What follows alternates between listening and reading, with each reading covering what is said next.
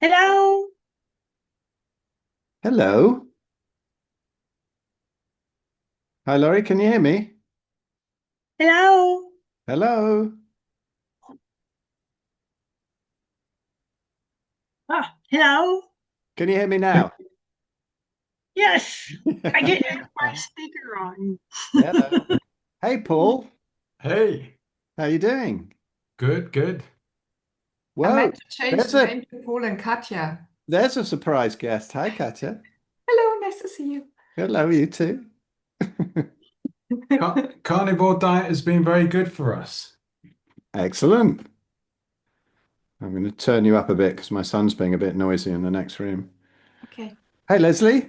Hello, how are you? Good. How you doing? Yeah, very well, thank you. Excellent. So, Andrea's here too. Hi, Andrea. Although silenced and dark. Right. Full screen. There we go. Right, yes, sorry I haven't been able to do this for a while. Been in Spain and that was amazing. When's the next one? 23rd till the 29th of November next year. But it was yeah, it was hilarious. It really was. There was Stephanie Rimker and Mary Ruddick proved to be a tremendous double act, and Dr. Abs is way naughtier than I thought he was. In fact, my son's round at his house right now in London, apparently. Oh, wow. But yeah, become great friends. But yeah, all the pranks were ridiculous. Started off the first night with him crumbling a hi Andrea, with him crumbling a bread roll into my pocket. So I'm stuck with this bread roll. Then a baguette turned up in my luggage, and then and then this cabbage appeared. So it was in my pillowcase. So I picked it up. This great big heavy, actually a cauliflower, and On a carnivore retreat. yeah, and then Well, I managed to get it in Abs's toilet. And then on his second talk, his first slide just said Phil is a pillock with an arrow pointing towards me as I introduced it. But he didn't realize that Eris and I had got this little thing worked out so that when he started talking, his voice would sound like a chipmunk or a hamster or something. brilliant. And so I kept passing the mic back to him, and he sound he could turn it, I could turn it off, or Eris could. Yeah. So it was perfectly normal when I was speaking, but I give it back to him, and it was all going wrong. And so it just went on all week, and everybody was let in on it. They thought it was funny, but somebody did say, "I didn't pay all this money to see Phil and Abs acting like 12-year-olds." But I thought, what the hell? You can't please everyone. But yeah, it was a lot No, of fun. absolutely. It was a hell of a lot of fun. It really was. So yeah, come next year. I will make a very concerted effort to get there. It is beautiful, absolutely beautiful place. But yeah, it was cool. So what's going on? How's everyone? Good. Cool. I know you've got some questions, Larry. It would be I very do. odd if you didn't. Yeah, yeah. Okay, so Hi, Rosanna, by the way. Hello. can I go? Yeah, go for it. Okay, Hey. so it kind of appears that something that I've noticed is I am like like omega-3 deficient. And if I have for breakfast sardines mixed with cod liver or and the oil of cod liver.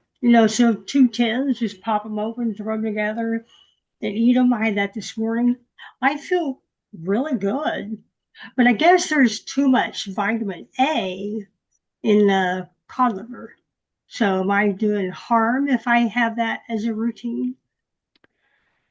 It depends who you talk to. Some people think that vitamin A toxicity is a thing, and some don't. So, some people warn against liver because of it. And Sophia Clements just says you can eat liver all day and you're fine. And so I don't know. It's a difficult one. I would just, if you're eating a little bit of fish and you're eating some lamb and stuff, because lamb's very high in omega-3, I wouldn't worry about these little individual things. Just eat that diet and the body will sort itself out. How do you know that you're low?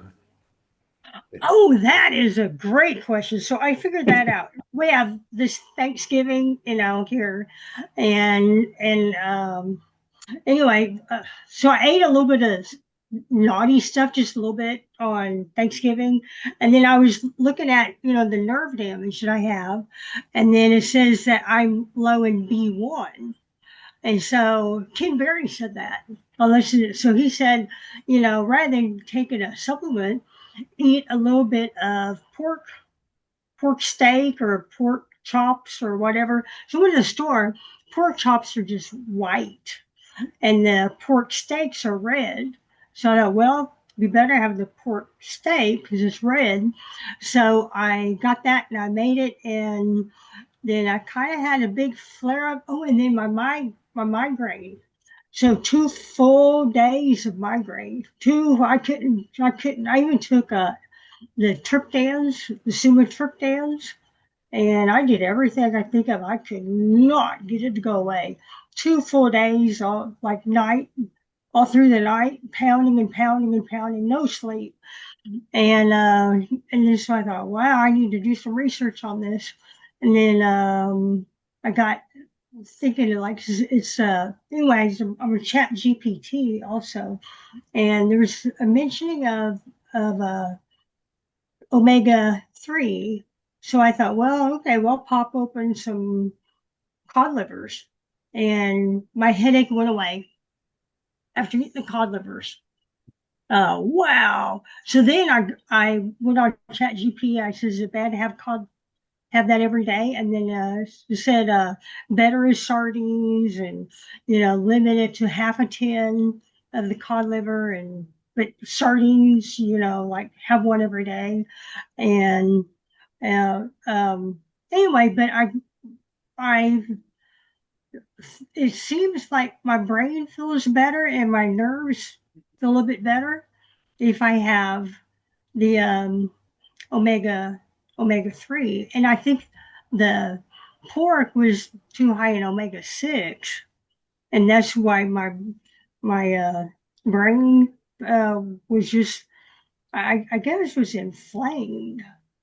But like it's hard to describe what's going on, but it kind of feels like an ice pick in your eyeball, and up here where the trigeminal nerve is. It's just like it's just like wah wah wah wah, and you can't think, you can't do nothing, you can't bend over, it's just like hell, and you can't sleep, and anyway. And also, ChatGPT said B2, which I think is high in beef liver, and I've been out for about 2 weeks, so I haven't had any. And then it also said um, magnesium L3 and 8. So I took some of that, but I felt good since I've been like ODing on the all that stuff. I've been feeling like I feel pretty good. So anyway, but if I get Okay. vitamin A toxicity, I No, don't know what that looks like or nothing. no. Well, what you're doing there is trying to fix one thing with something that'll break another thing. So pork is high in thiamine, yeah, in B1, but it is also quite inflammatory, particularly if you're eating pork steaks or pork chops. They're not high enough in fat because what you want is the fat. So if somebody's kind of in a good state, then pork belly is fantastic. But it's if you're in a state where you've got autoimmunity like you have, then pork is not the best thing, and so it's giving you a bit of a kick in the teeth. So again, ruminant animal meat, high fat, and the odd small oily fish, and just be patient. These things are not going to fix themselves in a short time, and you just have to have a real clear run at that, or I'm going to have to tear my own head off again, Laurie. You understand? It's really that simple, honestly. Just do that for a good 90-day stretch and then tell me where you are. You get tested for these things. Like Rosanna said here, how do you know? Have you been tested? And but also that can be useful, but also it's just showing what's in the blood. It's not really showing what's being used by the cells. So you just need to stop doing the chat GPT stuff and magnesium L3 and 8, yeah, it crosses the blood-brain barrier, but fish is also a brain food. And, you know, if you eat PKD and just a little bit of organ meats a week so that you get nowhere near vitamin A toxicity anyway, if it does exist, which I'm not sure it does, you're getting all the B vitamins that you need from the liver and everything you need from the animal You mean, fat because yeah, pork is inflammatory. Pork is inflammatory. You'll get in trouble with that now. yeah. So you're talking about beef liver. Yeah. Yeah. Oh, and then another thing, it said that pork liver, which I don't think I've ever seen pork liver, is high in B1. I wonder if that's like more okay to eat because it's like a liver. Don't even worry about B1 unless you're a Okay. raging alcoholic because I it mean, well, it's just like my nerves and my feet and my hands are hurting. yeah, but the nerve things they take longer to fix. That's the slowest thing to fix because Mhm. the nerves don't have such great blood supply. So Yeah. it is going to take a while. Is that a deficiency of B1? It could be, but you don't even need to think about it. It's more like it could be B1, it could be B12, it could be all the Bs, it could be anything. You know, all the Bs are pretty much concerned with nerve function. But you know, have it in the balance that nature intends. Have it in liver because if you take these supplements, they're often in a non-absorbable form, and then they're packed with other things that keeps the gut leaky. Just don't bother with supplements, honestly. Okay. How often do you think I should have beef liver? Because I was going to buy some today and put it in my hamburger, and I actually love it. I mean, I just like. I mean, I love it. Yeah. So how often can I eat it? How much can I eat? Can I Well, eat every well, until I get? paleo medicine, I reckon about a pound a week, 500 grams, 500 grams a week is the sort of therapeutic dose, if you like.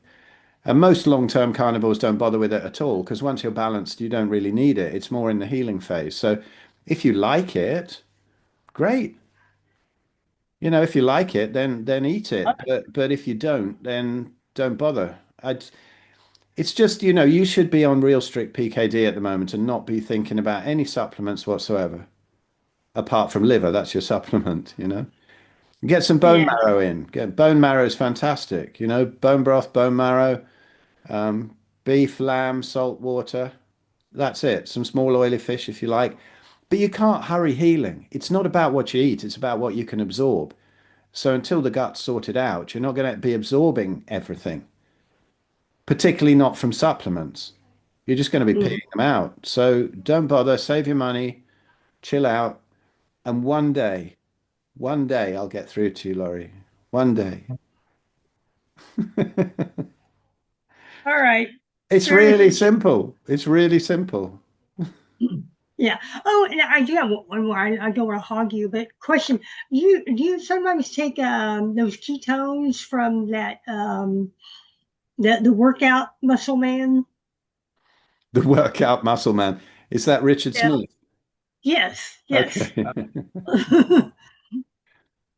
So he sells that, right? And you take He does, some but and why would you need it if you're on a keto diet with high fat? You wouldn't need the ketones. You don't need exogenous ketones. You're going to be in ketosis anyway. That's another thing we had at the conference. We had an excellent game of Richard Smith bingo during his talk. Abs made up a card for people with all his favorite sayings on, and we had a bingo thing during his talk. That, Brilliant. that'll go up on YouTube. He even knew it was happening this time, and he didn't mind. Yeah, there's no seriousness at my events. Good. Um, yeah, just don't bother with the ketones. Just save your money. Buy beef, lamb, salt and water, loads of tallow, bone marrow, liver, small oily fish, and you're done. Forget about it. And it will balance out in time. Honestly, if you do that, if you really do that and nothing else for 90 days, you'll have a completely different idea about what's going on. Because when you okay. said when you said you were naughty at Thanksgiving, it doesn't take much in the gut healing stage to mess things up, set you right. Yeah. Yeah. You can be So naughty, you can be naughty in a year or 18 months, right? Now all and again. right. All right. So is in the while I'm on the healing phase, can I do the 1 tin of cod liver and 1 tin of sardines mixed together for breakfast? As long as it feels good, like I'm not having nothing bad that I notice. Can I eat that every day for breakfast? I don't see why not. Cod livers, as long as they're not in any horrible oil. Yeah, It's in its own oil, so yeah. and it's like 800 calories for the cod liver in its own oil. It's a lot, and then add that to the sardines, and so you get like a real greasy sardines, and it tastes good to me. And I have a lot of energy because I think all that fat is like feels good in my stomach. I think I'm getting used to it. Yeah, no problem. Just don't do the supplements. Yeah, that's All cool. right. So, yeah, anyone else got something? Yeah. Go for it, Leslie. Just one thing. I've just started following the PKD way of eating, having been carnivore. I don't do. I've cut all the supplements out and everything. My only question is, my thyroid was obliterated. I do believe it has the power to grow itself back. However, with PKD, what's your thoughts on iodine?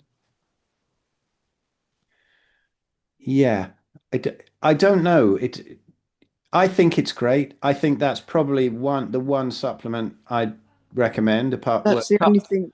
yeah, Yeah, that's the only thing I'm sticking with because obviously yeah. I'm not sure with Well, what's it's going. pure. You're doing the Lugol's, yeah? Yeah, I do Lugol's. Yeah, Yeah, yeah. do about 15 drops a day. Okay, what percentage? 5%. Yeah, yeah, that's not too high. So Yeah, that's fine. I mean, I've seen people have better results on absolute mega doses, yeah, like 180 milligrams twice a day, to start. Because sometimes I think people who say that they have trouble with iodine on the thyroid, with the thyroid, Andrea, Lugol's is a type of iodine that is blended of full amounts of different types of iodine. It's Lugol's, so Lugols. It's not a brand or anything. It's just a type of manufacture. So anything with Lugol's on is a complete iodine.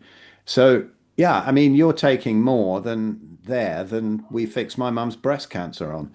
So it could be great. It's just if you have symptoms, sometimes it's good to back off, and sometimes it's good to take a real load of it. yeah. But I think those mega doses, you have to know kind of what you're doing, and it's more. It's only because I was on thyroxine for about 30 years. And the last 3 years, I've not been on it at all. But obviously, I've had the iodine instead. Yeah, And because there's no way I'm ever going to go back on that crap again. right. Um, so that's why I thought, well, I'll just stick with iodine and everything else I've just taken out. Yeah, I think it could be good with that sort of a thyroid issue. The Mm. the the endocrinologists really fearmonger you, don't they? They say, "Oh, Yeah, you mustn't take iodine," particularly with my missus who had Graves' disease. That's the opposite, where it's overactive, and they say, "Yeah, iodine's going to kill you. You mustn't take any of that. You'll have a thyroid yeah, storm. You'll end up in hospital." yeah. I was told that. Yeah, yeah. Well, if you look in the old Merck manuals, big doses of iodine was the cure for thyroid storm. Mm. And they want to take radioactive iodine to blow up your thyroid. So Which that, I did. yeah, yeah. So Yeah, everything they say is completely insane. yeah, But we took a long time to get the confidence because, if I mess up, I lose a knee or something. But if you yeah. mess up with Graves, you could die. So it took us a long time. And she eventually ended up just going straight into mega doses. Mm. Theoretically would have killed her in a day. And a week later, she was absolutely fine, and all the thyroid panel was normal. Yeah, And it's just absolute nonsense. But iodine, yeah, I mean, what you don't use, you just pee out anyway. And if exactly. you have any kind of a reaction to it, you get you just take a whole load of salt in water and it switches it off within about 20 minutes, half an hour. Yeah, It's amazing. yeah. Seen that on our early Big Fat Tribe calls, we saw, we did a sort of big iodine thing, and we saw people with rashes so on their chest, and it was kind of switching off within half an hour when they took a load of salt. So salt kind of Yeah, counteracts the iodine, the sort of side effects of it. But yeah, it should be fine. You shouldn't get anything too no. bad. But yeah, I think it's okay. Sophia would be sitting on my shoulder now saying, "Don't be silly. You don't need anything. There's enough iodine in the food." And to be honest, she's probably right. But because it's just a natural thing, that is one of really the halides, one of the electrolytes as well. It also depends on the uptake, how much, because there's kind of three things that go with the thyroid, which is the autoimmune component.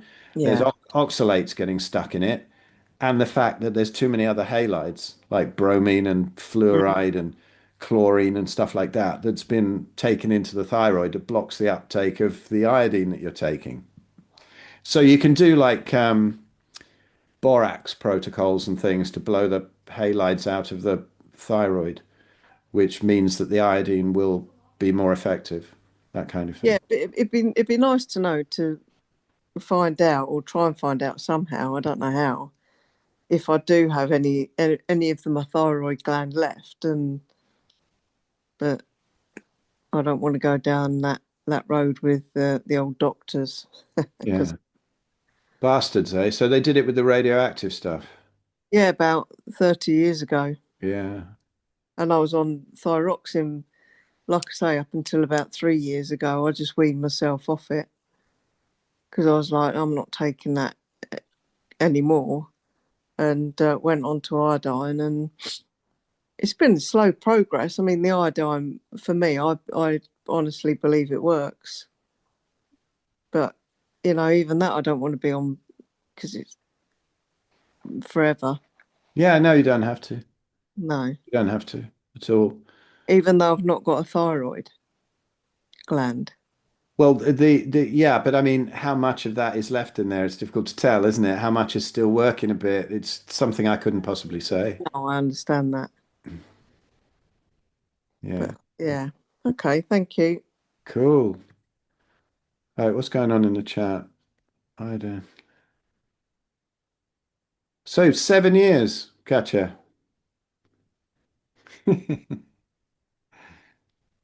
Yeah, for that share, it's been 7 years yesterday, Oh, excellent. and things are great, and I never go back Yeah. because it's just nice. It's sustainable, and I'm still as healthy as I was six weeks into the diet, so and better now, so it's cool. Yeah, it's funny, isn't it? All these people sort of jumping on the add sugar to carnivore bandwagon at the moment. Oh, is it? Crazy. They're all doing that. There's Anthony did a Zoom call with us in Spain because he couldn't make it, and he was going on about that quite a bit. And I don't know what it is. I think it's people just falling back to their sugar addiction or something because Yeah. I can't remember her name. What's her name now? Who's been carnivore about 16 years and just suddenly made all these videos about how it's awful and how she felt so much better throwing carbs back in because she was gaining weight. And then Anthony pointed out that it could it be anything to do with alcohol or dairy because most of her recipes have dairy in them, and there's been sort of half-drunk bottles of wine and vodka in the background in her kitchen in these videos, and she went mad and made these videos. So who is it? What's her name? God, I've forgotten her name. Don't know why. Doctor something. But anyway, she's telling everybody to eat loads of carbs now. I made this video really attacking Anthony. And he was really chilled, He was just saying, well, maybe it might be this, and then even apologized afterwards, but she still made this video. It's so funny, all this politics. I don't know. I don't get it. People take life too seriously, I think. Yeah. You want to eat some carbs, eat some carbs. No big deal. It's just, but it seems funny to me calling out carnivore diet with no carbs when people have lived like that for millennia. So, it can't. They'd all have died at 30, right? Because their thyroids would have blown up. I don't get it myself. But do what you like, I say. Yeah. How you doing, Paul? Good, good, good. I was going to say, I. I do occasionally eat a bit of fruit because I've got an orchard, and so it produces lots of fruit. Get off my call. Are you going to take my carnivore card? No, go on. So you got And options. and I mean, obviously, I'm still a sugar addict, so I kind of like a crispy sweet apple, Yeah. but I can't honestly say that it makes me feel better. I always feel a little bit worse afterwards, or I get kind of an itchy head, or I just don't feel as good. So I do eat some fruit when it's in season from my allotment when I'm working there, but it's just not a benefit. It's just it's like having a shot of whiskey. You might want it, but it doesn't benefit you. Yeah. Yeah. It was funny. It brought home to me how powerful it can be because when Peter was young, I think he missed those birth microbiome, because he was C-section. Mary Ruddick went on about that a lot in Spain. She's well into reseeding all the birth microbiomes and stuff. Very interesting. But so he had eczema when he was just going to school, around 4 or 5 or something. And it's fixed now, but it took a while. But all he had was breast milk and then meat. And then when he went to school, I put little bit Lisa Weideman. That's the one, Rosanna. Yeah, that's her. Yeah, she went mad at Anthony. Anyway, yeah, Peter, I'd put like I'd peel an apple and put it in quarters and put it in his lunchbox with the meat, just so that the dinner ladies didn't call the police, that it was just meat. And honestly, if he ate even a quarter of that apple, he'd come back with like eczema weeping on his cheeks. It was like opened up in the day. And that was just like a quarter of an apple. Whereas a whole bar of chocolate would do nothing. But fruit would really mess him about. Yeah. It can be dodgy, but we ate it in season if you're strong enough to have it. What the hell? It's better than vegetables. Yeah. Yeah, it's better than vegetables. As long as it's in season and local, that if you need to, but as I said, Yeah, we don't need it, but no, we if don't you need want to it. eat it, absolutely fine. I'm sure our ancestors ate it when it was around, but when you find this wild fruit, it just doesn't have that sugar in that our modern fruit has, does it? Mhm. So I don't know. But yeah, Rosanna, did you watch that one, Rosanna? Lisa Weideman having a go at Anthony. No, I haven't watched that, but I think somebody mentioned, I can't remember who she was. Was it Emrich? Maybe not Emrich. What's her name? Emrich, the one who's making a lot of these cookbooks. Yeah. And I only know her because she interviewed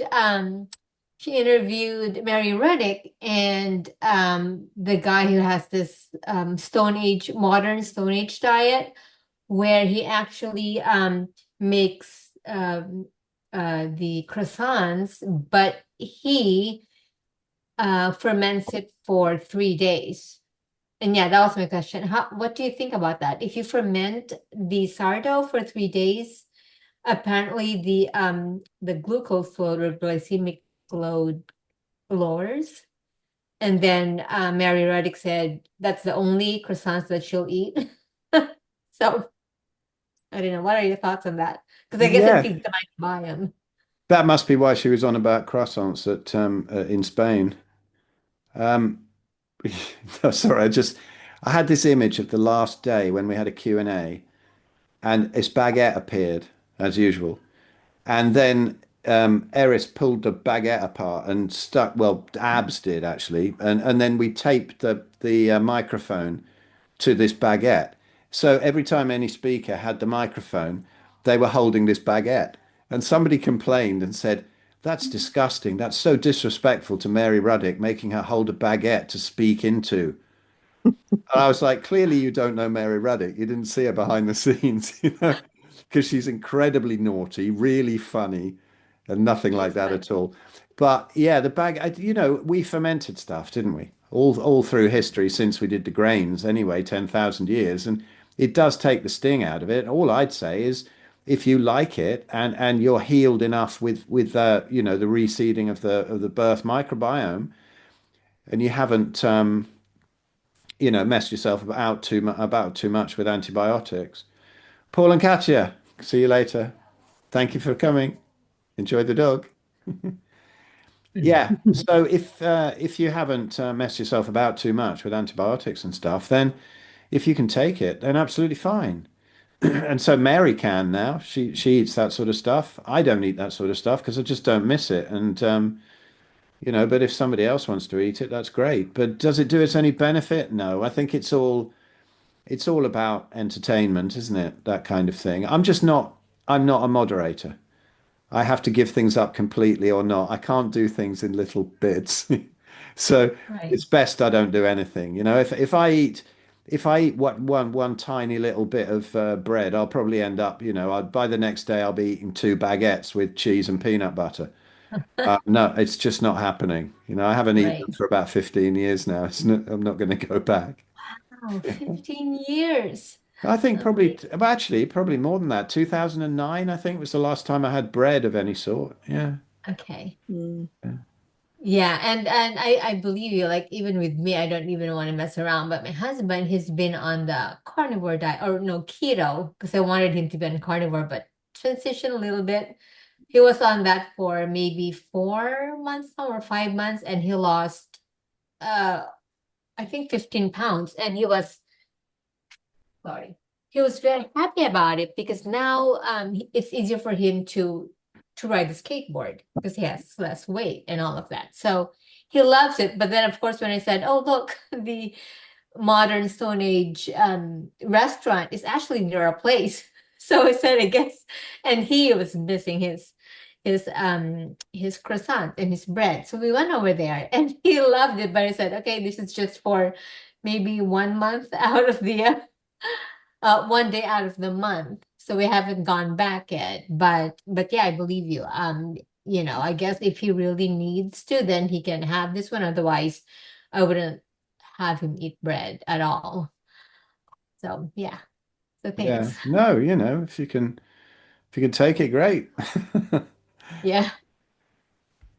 Oh yeah. And Andrea was talking. I think she wants to talk to about the video on carnivore buns. I actually wanted to try it, but I wasn't sure what your take is on the powders, like the cream what is it? The cream powders or the milk powders that you put in the buns, just eggs, milk powder, and baking soda. So I'm sure Andrea would want to talk about it. She posted on that chat.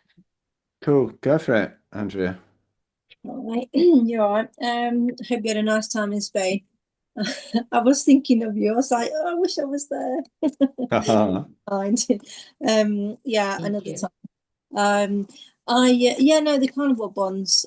Yeah, I did try that, and then I realised that it's not really allowed until I get healed. I think because of the dairy side of it, I would imagine, and also possibly the eggs. So I have been. They were very nice, but I've decided to just forget about them for now, even though they were very, very nice. They're much nicer fresh. So, but I don't know if you've seen that video that Steak and Butter Girl did on YouTube a couple of months ago. And yeah, you basically use milk powder. So it's probably quite a high concentration of milk. So I wouldn't suggest anybody eat too many because you use quite a lot of milk powder. Yeah, I think Mm, I don't know. For me, it's all about if you're healed, just listen to your body and whatever you can yeah, take, whatever you want to eat. But the longer you go carnivore, the less you really want to eat that stuff. yeah. For me, There's no flour in it. Just literally, I think it was what was it now? I'm trying to think of the ingredients. But yeah, it was all animal products. But again, it's dairy, so if you can tolerate it, fine. But while oh, I don't know I if we even know whether we can tolerate it because yeah, a lot of the problems come down the line. So, again, I hear Sophia, and I really believe her about this in the healing phase anyway. mm, But she puts dairy up with grains and seed oils right, yeah, as that bad. And if anybody comes to me for a consult and they're saying carnivore's not working, it's always dairy, chicken, pork, or egg whites, really. yeah, yeah, yeah. Yeah. It's I've been trying to be really strict, although it's not easy when you're around everybody that isn't. I know. It's really hard. Yeah. So, but I've occasionally I will just think, okay, well, I'm going to try that and see what result I get. And then, like last night, I did actually share a ready meal with my mother, and it got like it'd been made with the gravy in it, had been made with onions, and I thought, I'm not eating that, but I know I'm going to get some reaction. And in the night, I had these sharp pains in my stomach, and I'm thinking, that's the onions. It's got to be the onions. You know, I gave her the carrot and everything like that. And yeah. So, but you know, I mean, but I have saw some lamb, and I did get some free lamb fat, and I cooked it in the slow cooker. And then I'm looking at it thinking, and I tried a bit, and I was like, not really that palatable. But I just added water, so I'm just trying to figure out how I'm gonna make it, spice it up, and probably go and buy some more lamb from the shop, because they always like cut all the fat off anyway, and then mix it with it, and just add some salt, and I'll be eating that for the next few days. So I just just be strict. It's the 90 days. It's the magical kind of mark. yeah, I wish I could. It's And if you can, you'll have those answers, and then you also the cravings will die down. The longer you go on, the easier it is to ignore stuff. Because my family brings crap into the house, and I'll have like a mouthful now and again, but just chocolate maybe, but no. I like chocolate as well, but I know. It can be kind of dodgy, but the thing is, it's got no starch in it. yeah. And it's the fiber that I find really painful. I'd rather have a bar of chocolate than some broccoli. Well, Apart from the fact that it tastes better, I don't get the reaction from it. But yeah, well, I mean, I kind of, if I am going to have something, I will, possibly have, like you say, probably once a week or something, just have a little bit of chocolate or something, or maybe every few weeks. But I have been trying to be really strict.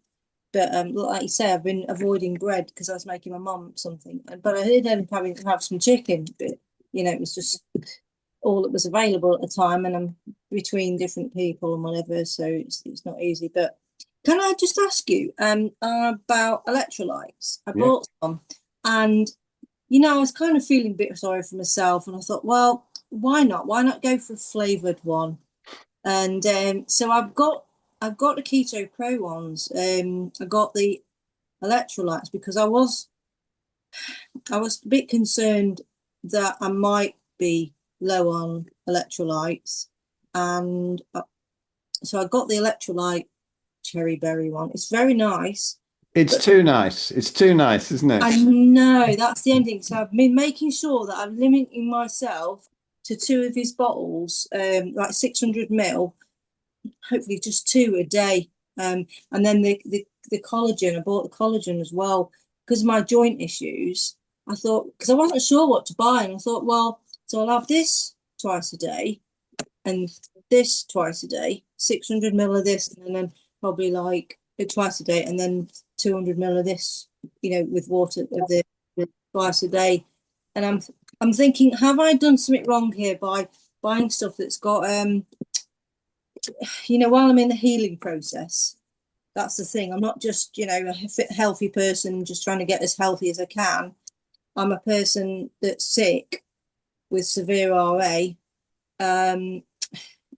Would I be better off not having it, the flavored one with I think it's got stevia in it, for now, or do you think it would be all right because I've still got a lot of pain on my right ankle and my elbow won't straighten, and I've got a lot of pain in it and inflammation. And I've also got my right ankle when I walk, it just really easily gives way, and it's a real problem. A lot of pain. I mean, if I walk, well, it doesn't really, I can't really say how far, but I'll try and walk, and then the pain is excruciating, and then it starts to swell my ankle joint, and I wanted to go and get an X-ray so I could actually see what was going on. Because I want to know, because I want to, if I shouldn't be walking on it at all, I need to know, am I doing more damage by walking on it? So, but the GP wasn't interested. She just said, no, have you had a fall? I said, no. She said, well, it's just your RA. We'll send you to the rheumatology clinic. No, it's So, a waste of time completely. Look, the most painful thing that I ever had was ankles. By the way, hello Tangy. How you doing? I can see you there. Come to you in a minute. Yeah, my ankles felt like they had broken glass in. They were horrendous. I have no clue now that there was ever any problem in there. I don't think you do any harm by walking on it. It just hurts. You've just got to get rid of the inflammation. Well, you've got to get rid of the reason why the body is correctly inflaming. it tends to swell. So Yeah, I know. in the morning, they're both nice and thin. But then as soon as I start walking on, particularly on the, it's the right ankle, that just getting bigger and bigger and bigger. In fact, it's so much big that somebody's thought I got a cast on my foot. So, and I Yeah. had, so, and I get to the point where I literally, all of a sudden, I just can't walk. I just cannot put any weight on it. And I'm like, so many meters from the vehicle. And I'm thinking, how do I get from there to there? Because I don't like using walking sticks because my wrists are bad. So I have an electric wheelchair, which I hate using, and I can't get it in out of my vehicle. So I'm just thinking, how am I going to do this? So I'm going to go and buy some more lamb tomorrow and some more spring. I'm going to gather some more spring water and just keep sticking on this. But in the meantime, should I just get the one without the flavouring for now, or do you think it might be? Well, what happens with me, like Rich has sent me some of those things, some Yeah, samples, yeah. and the flavored one just goes in seconds because everyone attacks it. My missus, the kids, because it tastes too good, right? Mm, The other one, the unflavored one, really tastes like shit. okay, And that's great because then you only have it when you need it. right. Good point. And I think stevia as well, it keeps your sugar addictions going. And Mm, also it does spike insulin. People say it doesn't. right. Plus, I don't know how it affects the gut. Probably not very well. I Mm, think all these artificial sweeteners are a bit dodgy. Okay, stevia is all natural and it's all lovely. No, that's just sugar addicts trying to talk themselves into being able to have something sweet, right? yeah. I don't think it works. So, um, yeah, I don't think that's ideal. I don't think it probably do Mm, any harm. But then again, how do you know you have electrolyte issues? If you've got cramps and palpitations and things like that, then yes, take some electrolytes. If you don't bother. But it's really, even if you have cramps and palpitations, you don't really need the full electrolytes. You just need some salt in some water. Like a teaspoonful of Celtic sea salt in some water will soon get rid of that. As mm, for the collagen, I just think again, for me, it's just real natural because, just go for the natural thing rather. Just bone broth is what you want for collagen. I thought, well, collagen, it's probably okay. It's just slightly useless. But then I heard Sarah Pugh talking about it, saying that, the collagen supplements are incredibly high in deuterium and you don't want to be taking that in either. And that's something that will never find its way onto an ingredient list.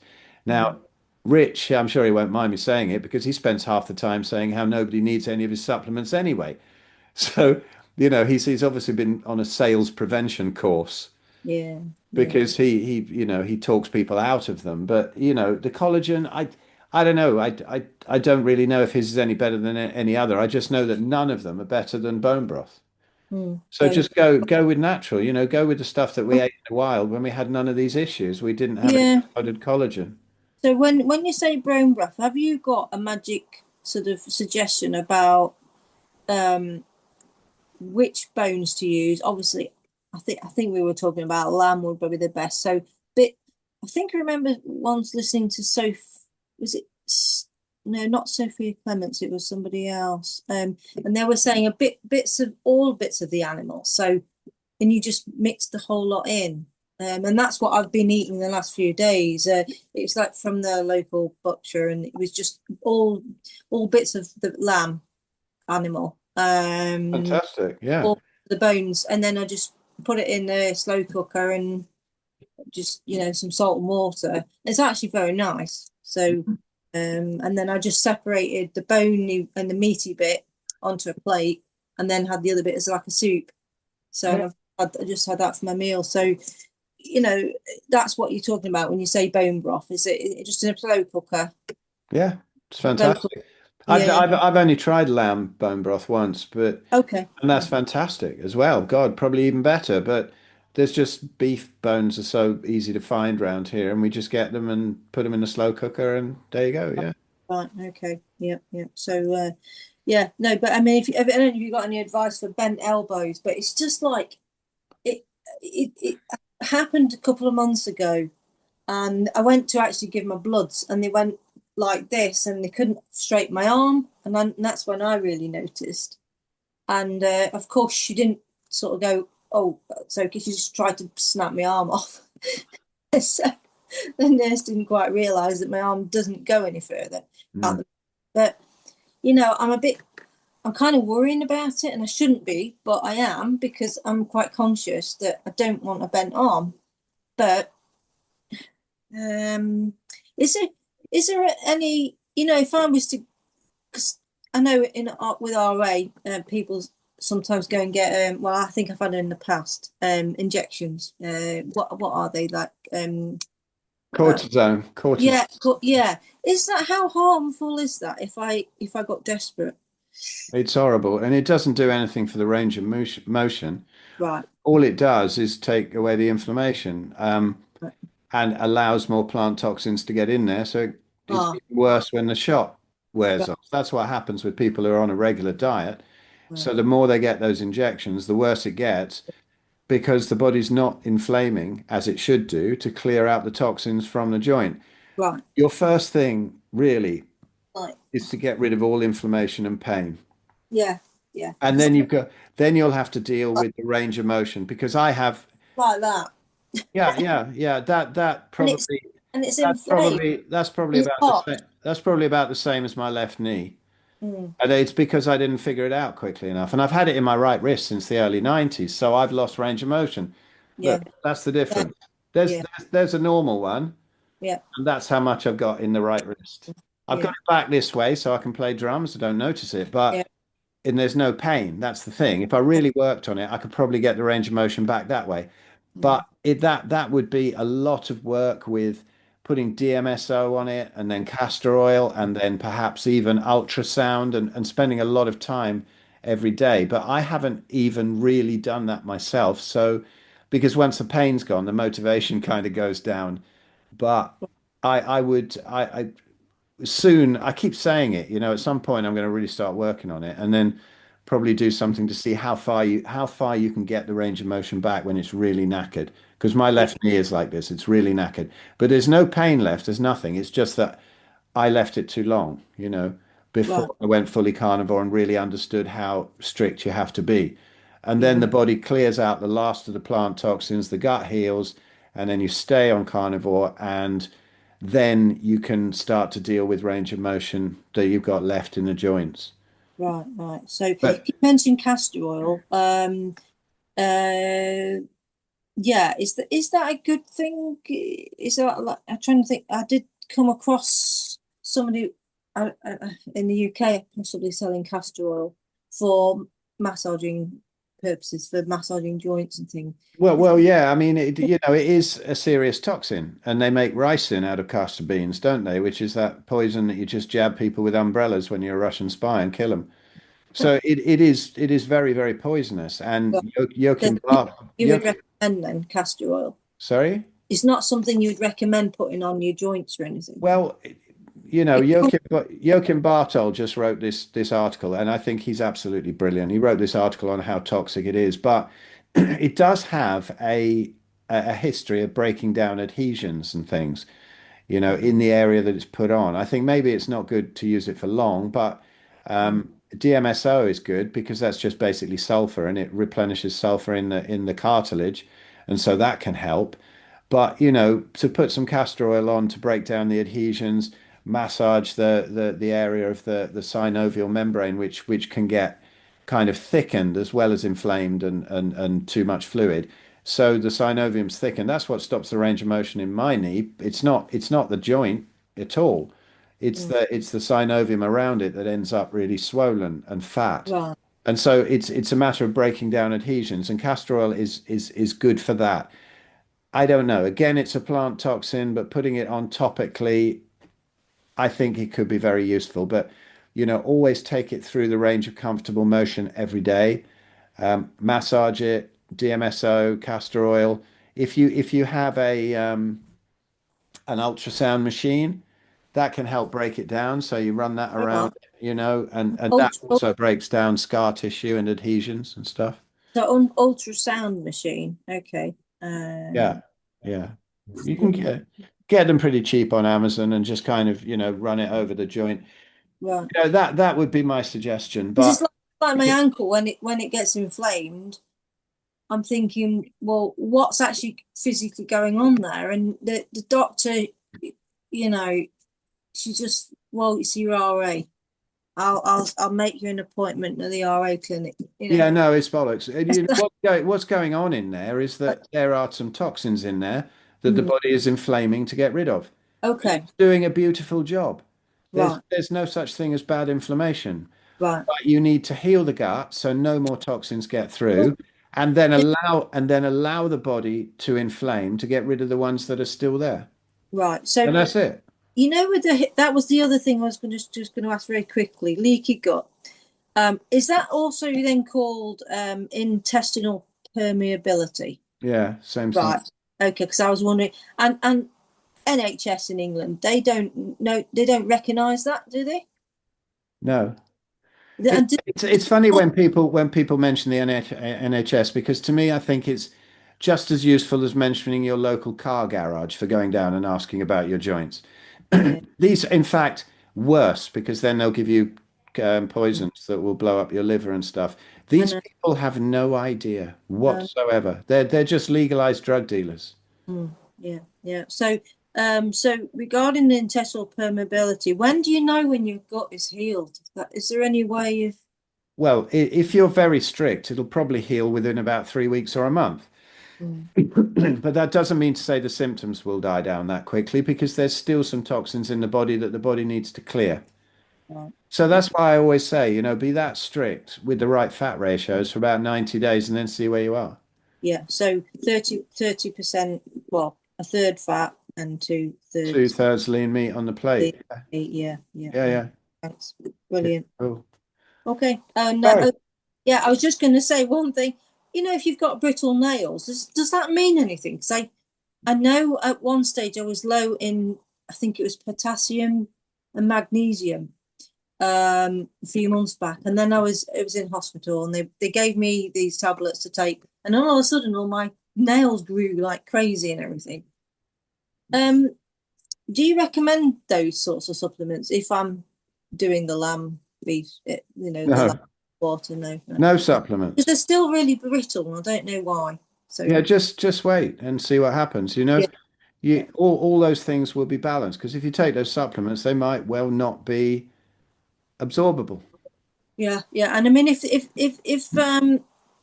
I think it's on I might go and get some bloods done, but I just wonder is it a waste of time? But I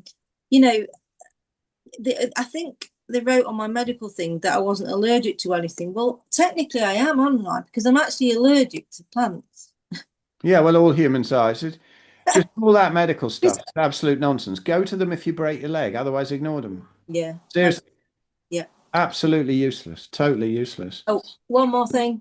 That somebody gave it me as a gift. They said they don't know what actually happens, whether or not they work or not. They said if they've asked me, message me today and say, is it working yet? He's joking, because obviously he said it takes a few weeks, possibly. I said, look, I'll gladly try anything. So he's thinking of sending me another one as a gift, which is really nice of them. And so I've been wearing it. I said, okay, I'll keep it on 24/7. You never know.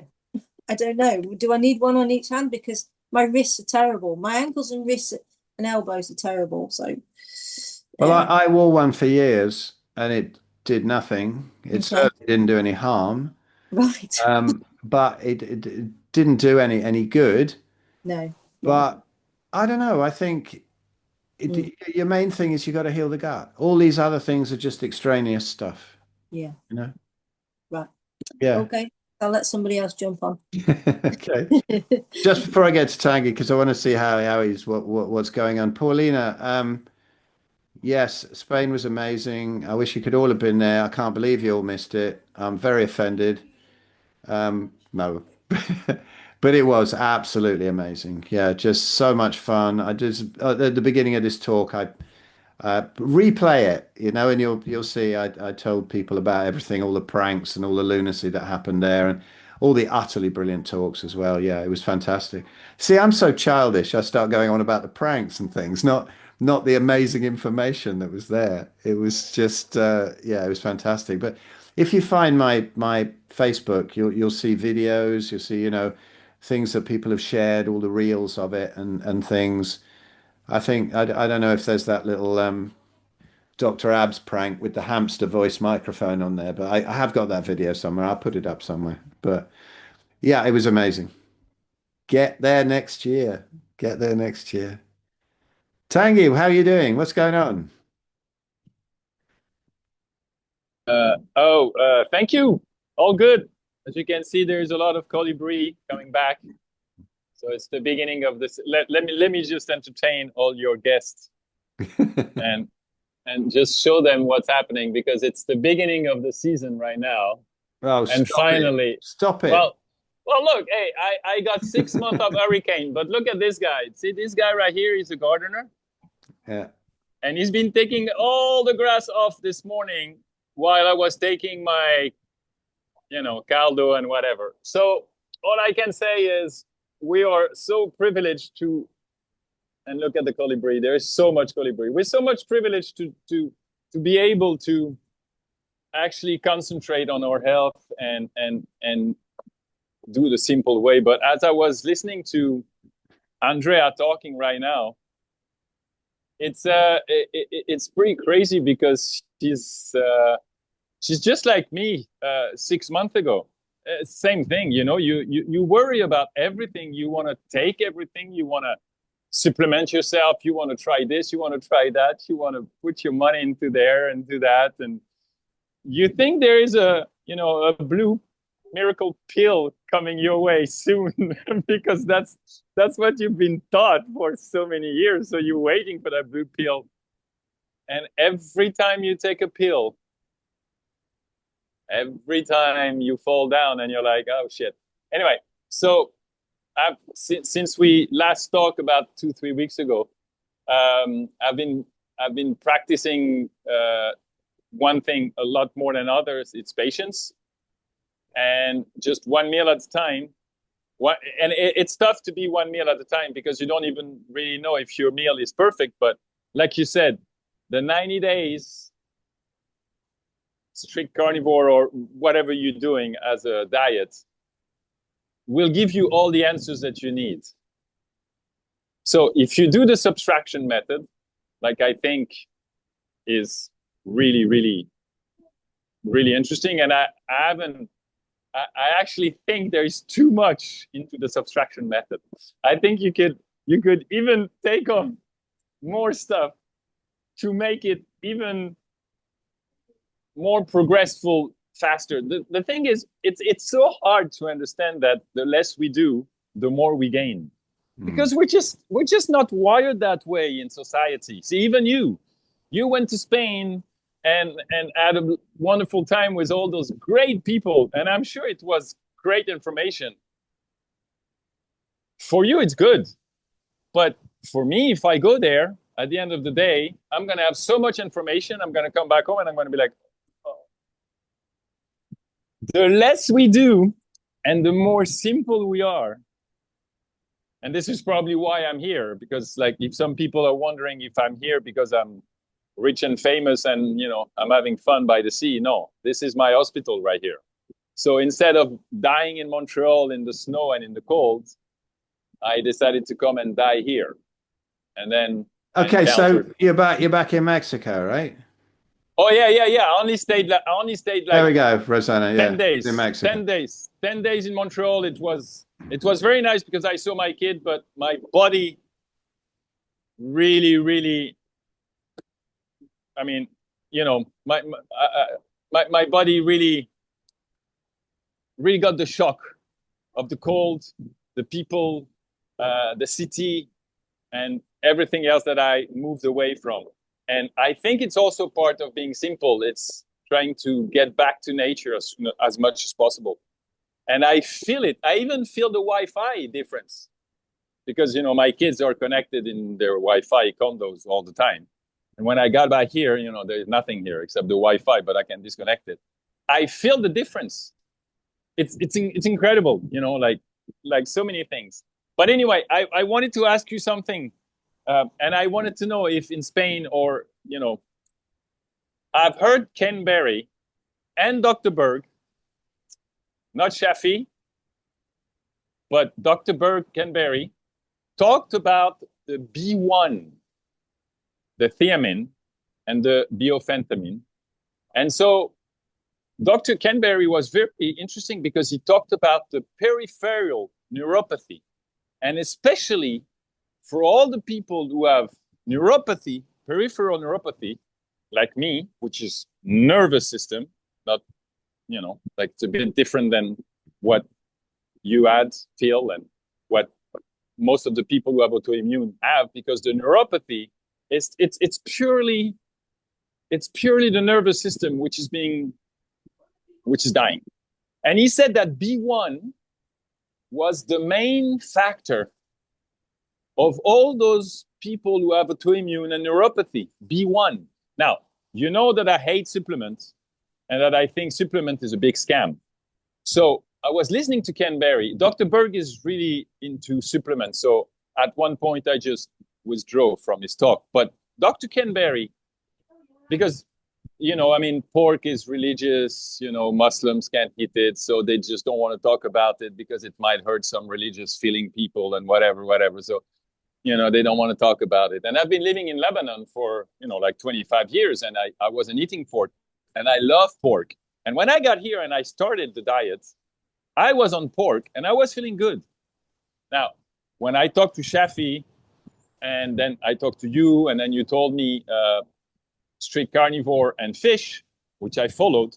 But then I was listening to Ken Berry, and he talked about this B1 pork thiamine that we really do need, especially if we have autoimmune disease. Now, I'm in Mexico. I see pork everywhere, walking on the street and on gardens and stuff. So it's very easy for me to have good quality pork, right? So I went to the carniceria, to the butcher, and I asked some fresh pork. And I've been making it for about 4 or 5 days now since I came back from Canada. And those 4 or 5 days made such a difference, Phil. I stopped the fish. I stopped everything that wasn't peripheral neuropathic, natural carnivore needed. Simple as that. I have to say that my dear ChatGPT helped me because I kind of worked them out in a ways that, you know, I got the information that I want as a tool. And we went to the conclusion that doing pork and liver for my first meal, and then at night doing the bone broth and, you know, red meat or something light for the night, whatever, might actually do something for the progress of the nerve repair and the myelin repair, which is, you know, my biggest concern. What I want is walk again. And so I wanted to ask you, Phil, did you hear anything about, because you're talking about fish a lot as an add-on to the strict carnivore, but you never talked about pork. And actually, pork is kind of a little bit of a banned thing for Dr. Shafi. But Dr. Ken Berry, when he explained it for peripheral neuropathy, I could send you the video. It was extremely interesting. And he said pork is essential for a carnivore to have this B1 because there is nowhere else we can get B1. You can get it from the tuna. No, there is enough B1. It's funny actually because you came on the call late, and we've actually been talking about pork and B1 earlier on. So sorry. No, from a different thing. No, because you bring another aspect to it. Okay. And I think it's absolutely right. If you have got really good pork there that has been fed some good stuff, yeah, and you don't react to it in an inflammatory way, I'd say go for it, because Sophia always says, yes, pork is fantastic. But then I said to her, would you still advise people in England to eat pork? And she said, well, actually, no, because it's so crap, right? So the English pork, the American pork, that kind of thing. But she's in Hungary. She's got those Mangalitsa pigs and Mangalitsa pork. You know, they're fed wonderful stuff. I don't have any nerve issues, but I actually I still react to even the Paleomedicina approved stuff from Eskimo Kitchen, because I love pork. You know, I went out for a carvery today just before I came on this call, and with some friends of mine, and they had a load of crackling, and I couldn't resist it, and I ate it. But I can already feel a tingling in a couple of joints, you know, because it's just so nice. I love it. And what the hell, it'll be gone by the morning. I don't care. But I don't do well on it. So normally I'm dealing with people with that kind of inflammation like RA. But when you're getting into the thiamine stuff and the nerves, totally understand that. I would usually, if somebody had something inflammatory as well, that's probably one of the only times I would recommend a supplement. Right. And B1 can be very useful. And I think, you know, they are starting to pick up on this, but really the guy who's way ahead on this is Elliot Overton, and his channel on YouTube, EO Nutrition. I mean, he's a friend of mine. He used to live just down the road, but I don't know anybody who's more up on B1 than Elliot Overton. So have a binge of his videos as well. Sure. Because he's way ahead of the others on thiamine. I would say if you've got good pork and you feel good on it, fantastic, go for it. If somebody is in a country where the pork isn't so good, it would actually probably be better to stick to beef and lamb and take a B1 supplement, because the pork can be very inflammatory with high omega-6. So but make sure that the B1 that you buy, if you do buy a supplement, is not full of other crap, and it is actually an absorbable form of B1. Elliot does his own version called Thiamax. They used to recommend allithiamine, or I think they changed it to all thiamine now, which is a very absorbable type of B1. Okay. And but just check his channel out. He's got amazing, I think lovely guy, really sweet. Definitely I will, because this pork thing, I've been eating pork and liver in the same meal at noon, and I've been doing it just for my peripheral neuropathy, not part as a strict carnivore diet, because I'm kind of away from it now. But the results are pretty amazing. I was really feeling like shit when I came back from Canada for about 12, 14 days. And as soon as I started the pork and liver at noon for about 3 days, and on the third day, something happened the same way that the strict carnivore, did some crazy miracle in my body when I started it. And I was like, this is pork and liver only. But it's, I don't know, imagine if I am B1, negative since a long time, and now I'm finding this B1 natural supplement in the pork, and the pork is really, really good here. It's wow. I mean, seriously, wow. I was shocked. Yeah, if I could live on pork belly, I would do. Okay. It's the most delicious thing. I mean, I make it for my son, but it hurts me. Never mind a couple of weeks ago where I took some pork belly out of the oven and slopped the fat on my toes, and it was the worst blisters and pain ever in my life. Horrendous. Wow. But so, I've got a bit of a war on with pork fat at the moment, but my toe finally healed up. No, but it's great if I could eat that all the time, I would. I have, Okay. I can't resist it. I make it for my son. I'll have a couple of mouthfuls, but beyond that, it's no good for me. But I understand. I understand, and I understand what you're saying. But the thing is, I think that if people have neuropathy, especially peripheral neuropathy, and they have nervous problem, I think that, for example, big fish, like tuna and marlins, or big fish, have a lot of mercury in it because it's the top of the chain, and they have a lot of mercury. yeah. And well, I don't know, but apparently the mercury is and heavy metal are part of a lot of peripheral neuropathy people. And this is apparently this one of the biggest problem for peripheral neuropathy people is the heavy metal, and especially the heavy metals that you find into big fish. Yeah, there is. But then people also say that there's enough selenium in those fish to counteract it, and it's absolutely fine. But I think it's whatever's going on there with the mercury and the heavy metals, whether it's a problem or not, it's still better to stick to the small oily fish because they've just got better nutritional profile and more fatty. So definitely. But the problem is the small fish, as you know, are industrialized and heavily fished all over the world. So it's very hard to find small fish like mackerel and sardines, natural, without cans. It's actually, for me, even in Mexico, there is no way to find those fish. I have to get those small fish from the sea here, which are different. But so, and that's when I think that even in the food, some food might do good for us. But see, like the pork might do bad for you, but might do good for me. Yeah. And the fish might do good for you and might do bad for me. And this is when I love the strict carnivore because it resets everything to zero. But if you feel there is no progress, or if you feel there is something not moving, well, if you add just a little bit of this, a little bit of that, and I love pork. I mean, I can eat pork like crazy. So my body really is like, go Tanguy, go, and which is a good thing.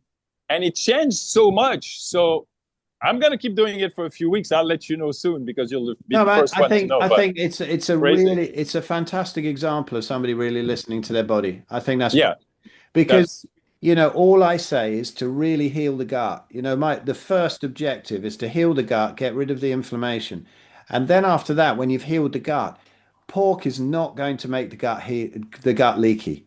Right? It can be a problem when you've got leaky gut if you've got crap pork. I understand. So that can cause inflammation. But once the gut's healed, pork is a fantastic food. Like my son, I got no problem. He eats more pork than beef. So I've got no problem with him doing that because he doesn't have any problems with it. And he's got a good gut. So I cook pork for him. But I've got to be a bit careful because it just doesn't do that well for me because the pork's crap here. But if you're over there, you got good pork and you're getting B1 from it, that's better than a supplement. That's fantastic. Yeah, that's well. Look, I mean, I know Dr. Burke and Barry and even others. They're always talking about synthetics, supplements, and I don't know. I've done a 6-month, 25 supplements, trial before going into carnivore, and it was just a catastrophe. My body just completely died. It died. It literally died, and people were like, "But I mean, I've tried everything from blue methylene to B1 to everything you can mention. Nothing. It was, I don't know. Maybe my guts were too affected, and everything was leaking literally as I was taking it. I have no idea. I don't know what to tell you. But from my trial, supplements have been the worst. The worst is, and the problem of the supplements is that you're mimicking your body to get used to a dose of unnatural thing. Because the dose of supplements are about 5-10 times more than what we need. It's just like magnesium. We need about 100 milligrams of magnesium that you can easily find in the food. But the supplements will tell you to get about 400 grams. So you're like, oh God, I need more. So you you get the meat and then you get the magnesium. So at the end, the body doesn't work on the meat; it's going to work on the supplement. And so you're affecting your ability to heal naturally and effectively better. And because we are so compressed by so many things to do on the food and on our lives, and it's so easy to be simple today and to live, as a savage like I do. It's very, very hard. I mean, you really need to let go a lot of things to become a savage and to live the dream, because everybody says I'm living the dream, and I'm like, what do you mean? I'm living the dream. I'm not living the dream. I'm just doing what I need to do. Because if I had money and if I were healthy, I will not be watching the colibri all day long, watching the sea. I mean, this is stupid. Yeah. But we always try to supplement things instead of just taking the feet off the accelerator and just watch and stop and be patient. Just do one meal at a time. And this one meal at a time, actually 2 meals a day for me, and just patience and moving. Moving is extremely important. Always move. Whatever you can do, but move. You don't move, headache's going to appear, joints are going to burn.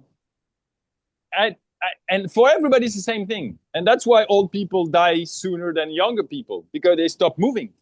You stop moving, that's the end of the end. Well, that's what I've seen, and that's when I've when I talk to people around me and stuff like that, that's exactly what happened. So yeah, again, well, thank you, Phil, for your less is more. No, And, just well done. I mean, I think it's brilliant. Your story, and not only eating right, but being out in the sun and actually moving somewhere. Jack Cruz. The base. Yeah, Jack Cruz always says you're never going to get completely well in the environment you got sick in.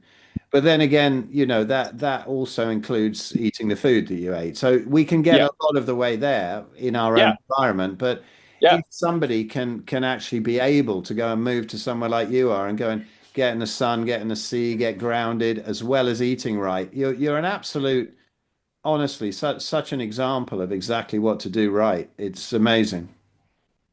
Trying to, well, look, if you do want to reborn because you died, I mean, when you were in pain, and everybody here on this Zoom meeting is probably having pain or felt pain. I hate pain. I can't handle pain. But seriously, I'd rather die than having headache every day for a week. If you tell me, Tanguy, for the next month, you're going to have a headache, I'll tell you, okay, I'll kill myself tonight. I'm not going to go through that month. I won't. I literally, I won't. So when you decide to go against the pain, and if you do want to reborn again, you need to learn everything from scratch like a baby. You need to learn how to walk, how to eat, how to listen. You need to learn the new information that's coming into you. And what's the best place to do all that? In the most simple nature, without any human to bother you, any cities, any laws, any rules, any supermarkets. And then at the end, on that rebirth, you feel like a baby without parents. That's the hard part, because you have no parents. So you're like a baby, but and your parents are going to be your community, like you or friends or research or whatever, but that's it. And then after you find out that walking again, I mean, it took a baby 3 to 4 years to walk. So if I have a problem that's been affecting me for 15 years, I can't expect to walk in a month because of a blue pill. This is bullshit. It will never happen. And those people who watch too much TV or, watch too much The Matrix with the blue pill, they need to get on with the real life. Real life is not technology. There is no blue pill. And walking again is going to take at least a year if your body is into like if you prepared your body to be able to walk, because I don't even know if my nerves are growing again. I have no idea. But the only way to know if my nerves are growing is to do the strict carnivore long enough for my body to clean and to detox and to get enough sun and to get enough exercise and to, you know, whatever, all this stuff. And then, maybe then, my nerves will heal again. And so that's why I need to be so patient. And I talk about this with my mom, who was a bigger problem than mine, but she's 88. And she's like, yeah, but Tanguy, what about me? And I'm like, well, look, Mom, you can die with pain or without pain. So why don't you try to die without pain? It will be nicer. It will be a better death. So why don't you try? So my mom now is into meat and trying to cut a little bit, and she feels better. Cool. She doesn't do it excessively and extremely like I do, because that's my nature. But what I mean is patience and one meal at a time, and wait and move and sun and eat and drink and stop all the other bullshit. I think it's the key for everybody to be able to heal. But it's so hard in our society. It's so hard, Phil. Worse, as soon as someone comes in my house and I have to explain what I do and who I am and what I feel like, oh, fuck, that's going to be another one of my people coming here will never come back again. And they never come back again because they're like, you're too fucked up. You're too much of a savage. You're no way, Tanguy. There's no way we can be friends with you. And I'm like, I don't give a fuck. I want to heal me. I don't care if you don't want to be my friend. You know that I want me's first today. Even Cool. my kids are seconds. They're still in Canada in the cold, and I left them there. And I told them, look, no fucking way. I'm not staying one more week more, even if I love you guys. You want to come and see me? I'm here. I'll send. We'll find a way. And so, being selfish, being simple. Yeah, I guess that will be my key. And Well, patience. you can't help Patience. anyone if you're fucked up. It's like on an airplane, isn't it? Put the oxygen mask on yourself before you put it on your kids. You know? That's it, exactly. Yeah, Exactly. you got to. That's And everybody will take the mask and will put it on the kid first if there's a plane crash. I know. Guarantee you. I know. Guarantee you. Yeah.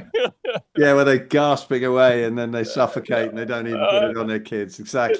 They will always do this. All right, Push listen, the kid I've got kind of a hard stop at past. So, Okay. Laurie, I was quickly asking you, are you taking beef liver or pork liver? Me? Yeah. Oh, no, I'm taking beef liver. Beef liver is the best liver in the world, I think. Beef liver. Yeah. And I also need a heart. Apparently, heart is very good. Heart's great, yeah. So I'm looking for some hearts. What type of cut of pork are you eating to get all these benefits? The costilla, which is the main, the costilla, it's pork chops. The pork chops is where there is the most B1 thiamine, because there is 1 milligram per 100 grams. So if you eat 200 grams of pork, you actually have twice the limits of thiamine on your body, and then you can stack it up all to 10 days. And so in case if you don't eat pork for a few days, you still have some. And pork chops is try to get the best, the fattest, cheapest piece that you can find anywhere. Those are always the best one. Don't go for the lean, cute pork costillas. Go for the, just like ribeye. Don't get the ribeye. Get the other cheap stuff. It's better. It's fattier, and it's better. So that's what I do. She says also, what part of Mexico are you in? I'm not seeing chemtrails. Do they spray them there? Okay, so I'm in. And Andrea's also saying, where are you in Mexico? I'm on the west part of Mexico, between Acapulco and Puerto Vallarta. I'm 4 hours on the top of Acapulco in a state called Guerrero, which is the states which means warrior, and which is the cartel base state, which is why I think it's the safest state in the world, because when you are with the cartel and they're very nice people, nothing can happen. They actually tell you where to get your pork without any stuff on it, and they are the one who are eating it. So they're the one who are sending me to those places where I can find the cow and the beef and the pork, the cartel guy, because the industrial guy wants you to get the shit pork and the shit meat into the supermarket. But the guys here, the fishermen and they're simple guy. The simple guy are the one that lives the best. The only problem is they drink 3 liters of Coca-Cola a day, but that's because they don't know. But they eat really well. So I go and see them to get my food. And here, it's called Cihuatanero Ixtapa. There is a big, Ixtapa is a place where there's a lot of Canadian coming to heal because of the sun. Look at this. Oh, wow, look at this. Beautiful. Yeah, those are my favorite birds. Cool. Anyway, just sending you a lot of sun and a lot of simplicity wherever you are and whoever you are. I need love and I need people and I need society around me, but I feel it's more toxic right now than helping me. So I'm just, fighting my loneliness by being patient and away from people. And once I'll be better, then I'll have enough energy to go back to society and cities. But right now, I don't have enough. Brilliant. Cool. So Andrew also says we hope to hold a carnivore event in Norway next year with some serious fishing for oily fish on the lake. Excellent. Sounds cool. Cool. Very good. I'll be there. Would love to connect to see more about your healing. Have you any social media anyway, Tanguy? Okay, look, I'm not gonna make this thing about me, but Laurie, if you why not? It's cool, inspiring. Okay, all right. I've been on carnivore since I've met Phil and Dr. Shafi, which was in June 21st June was my first day on carnivore, and strict carnivore was mid-August. Mid-August, I started my strict carnivore. And doing a retreat here in Mexico will be lovely, but probably no one will come because it's too far away from everybody. And I think I'm a bit extreme, and not everybody has an extreme nature, and people feel pain, and they have they might have a weakest nature, or they can't really move, or they need that comfort. And this is when it gets hard. It gets really hard when because my best friends are literally dying in front of my eyes, and they're my brothers, they're my friends, but they just can't live away from cities. And there's always an excuse, which is either the kids or the work or the money, or I don't have any money right here. I'm completely broke. I mean, Phil knows I was a millionaire, but I'm completely broke, and I'm away from social media for that reason, because I think it's not helping me, but it's very personal.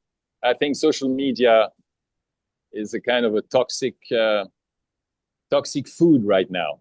Yeah. So, I mean, I came in and talked to you, Phil, this morning. I was actually snorkeling this morning. I took a I couldn't go into the sea for like about a week. So today I could. So I took my snorkeling stuff and I went about 1 kilometer out and just came back. And I'm like, oh shit, Phil. So that's why I lost half an hour. But if not, I'm trying to really get away from screens and social media and all this crap. And I do feel better. Oh, it's brilliant. And when you say people wouldn't come to Mexico, I tell you, they would. I mean, we had people coming from Australia, America, all sorts of places for our Spanish one, so they would. But before I go, can I ask, there's a mystery person here that just says user. Come on, reveal yourself. Who's that? Who's user here? Yeah, that's right. I see it. Hello. Who are you? Anyone there? Come on. I've been wondering this whole time. User stays anonymous. I'm thinking, it couldn't possibly be Stephanie Rimka, could it? Is that you, Stephanie? Could it be? I doubt if Stephanie would stay on the call the whole time. She just subscribes as a paid subscriber to my Substack, and I thought, well, let's get Stephanie on. That would be an extremely entertaining evening. I tell you, I can't even tell you the stuff that went on with Stephanie in Spain. She is so unbelievably naughty. I can't even mention it here. She's disgraceful. I love her. Uh, I want you to get Sophia on this. Yeah, yeah. Maybe I could get her on one day. Maybe I could persuade Oh her yeah, because she's amazing. She is just I love her. she's I love her. just so she's such a good friend, and she's coming back, next year as well to Spain. But She's she's excessive. I like actually, I'll that. tell you what, actually, I'm going to say this for the English people. She's also probably even coming to the junction to our England event. Sophia just, yeah, she's going to come to our English one, but Yep. she's just family now, Sophia. Go look on her Facebook. She's just done a lovely reel about Spain, with Good. my I kids. will. I will. So I will. the And junction it's in Merseyside. It'll be the weekend of the 15th, 16th of August. But follow my Facebook or Substack. I'll tell you all about it. Lydia and I are going to put it together this week, but I'm just getting the speakers together. We'll have David and Jen Unwin again. Dr. Abs might well be there. But Sophia said she'd come along. And actually last year when Mary Ruddick was on Zoom, this year she said, I'll fly in under my own ticket and I'll come and join you for that. So I don't know. We might have some serious stars there this year. We'll see. We'll see what happens. But it's just lovely just having these people as really good friends, because then they come to your event and they know you're not going to be a lunatic or something. Yeah, it's a beneficial event. yeah, absolutely. Yeah. Cool. Right. Guys, I've got to leg it. Can I ask a question real quick? Okay, go on. Quick one, Larry. Okay, so real quick, on your pork chops, Tan Guy, here they're white. So are your pork chops red or white? Okay. Hello. There you are. I can't hear you. You're muted. I was in the Am I muted? You're in the bar. I was in the bath. Okay. Right. I got you. I didn't want that to be a mystery the rest of the evening, wondering who it was. Sorry, Laurie, carry on with Tangy. Yeah, so Tan Guy, pork chops are red or white? Say, my pork chops, what? Oh, so in the US, the pork chops are white. The color is white, but then the pork steak is red. So are your pork chops red or white? Hold on. I'm just going to show you. It's going to be a lot better, right? My pork chop is like that. That's my pork chops. Oh, the red. The red. I don't know. They're natural pork chops. Yeah. Wow, they look really good. That's what they're kind of supposed to be, not the washed out crap we usually get in supermarkets. So, oh yeah. Oh, I know what you mean. No, don't get the white one, Laurie. If you have the chance, don't get the white one. The white one are totally industrialized and they're totally grain-fed pork, which is probably what Phil is saying that is very bad. And I'm lucky here in Mexico because Mexican eat a lot of good pork, but. Yeah, definitely always go with the more natural one, I guess. Definitely. Yeah. Okay, I have one last question for Tan Guy. Quick, Laurie. I've got to get on another call. I've got to go on. Go on. Okay, last one. So Tan Guy, for those people that want to heal, and if you have an extra room, do you have like a phone number or something? And yeah,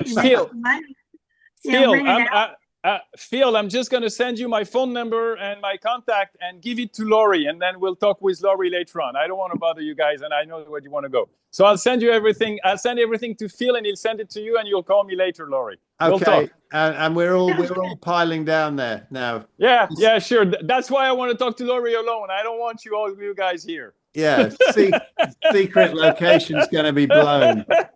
Exactly. Like. this beauty. I don't want everybody on this beauty here. Would be too much people. Wait, I'm tiny. I want to be there too. Under your couch. I know. Well, if you want to heal, okay, I'll take you to heal. I'll take you. Yeah, you can stay down a bit. It was funny. It was like just before we went to did the Spanish thing, had a Facebook group saying, you know, people wanting to share rides from Malaga Airport to the event, and Stephanie turned up, Stephanie Rimker, and she went, "Yeah, hi guys, you know, I'm Stephanie Rimker. I'm coming from such and such. I'm hiring this convertible car in Malaga." He said, "You know, I do love people, but I don't love anyone enough to give them a lift. So you sort yourselves out." She's so funny. Anyway, see you next week, guys. Yeah. Thank you so much. Bye. Bye-bye. Bye. See you. Bye. Ciao. Bye. Thanks a lot.